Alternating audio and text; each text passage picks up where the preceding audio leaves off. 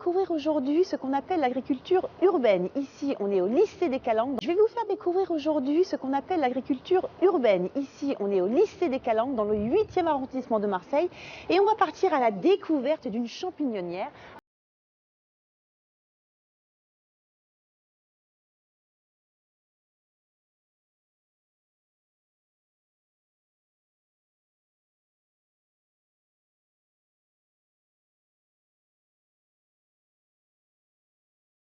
Alors en fait, pour la culture des champignons, il faut de la paille.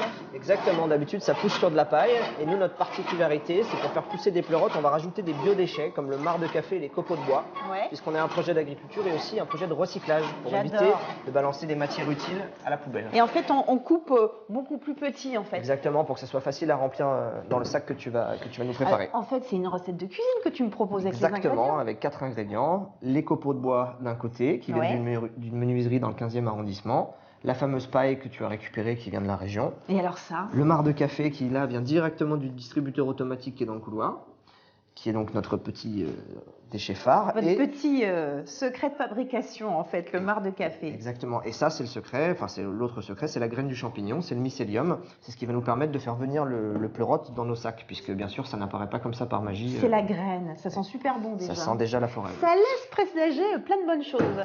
On met tout ça là-dedans? Exactement, ça c'est le sac de culture micro-perforé. On fait un mélange, on met les ingrédients un petit peu près tous équivalents, donc un tiers, un tiers, un tiers. Et ben c'est parti pour le un tiers, un tiers, un tiers. Maxime, le champignon, pour qu'il s'épanouisse le mieux possible, il lui faut quoi comme environnement? Alors il faut qu'il pense qu'il est au mois d'octobre toute l'année. J'adore. C'est-à-dire qu'on va faire en sorte d'être dans un sous-bois bien humide avec 90% d'humidité. Tu veux dire que cette petite brume là... Cette brume, elle sature l'air en eau. On va mettre de la ventilation pour qu'il y ait un beau renouvellement d'oxygène comme un petit vent qui annonce l'hiver.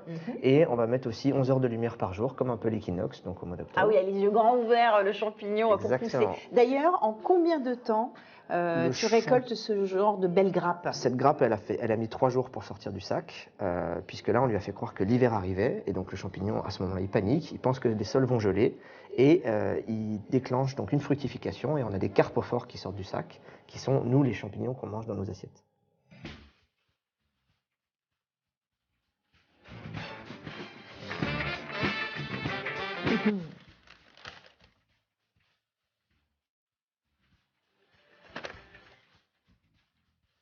Est-ce que j'ai le droit d'en goûter un, Maxime? Bien sûr, bien sûr.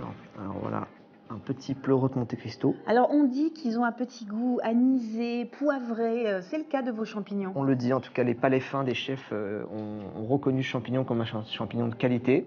Et nous, ce qu'on met en avant, c'est que c'est un champignon donc, qui recycle des déchets. C'est un champignon qui va avoir moins de rendement, donc on va avoir plus de qualité. En fait, si vous voulez, on va faire moins concentré. Voilà, c'est un champignon plus concentré qu'on n'arrose pas. Donc en fait, on n'a pas des champignons qui sont gorgés d'eau, ce qui dilue le goût et ce qui augmente le poids dans la balance, et donc ce qui est un peu biaise le consommateur. C'est pas très bien ça. Et puis c'est un champignon qui est très frais vu qu'on le cueille et qu'on le livre très rapidement, en 48 heures maximum. C'est ce qu'on va aller faire, je vais aller le livrer moi-même au chef Aurélien Baron.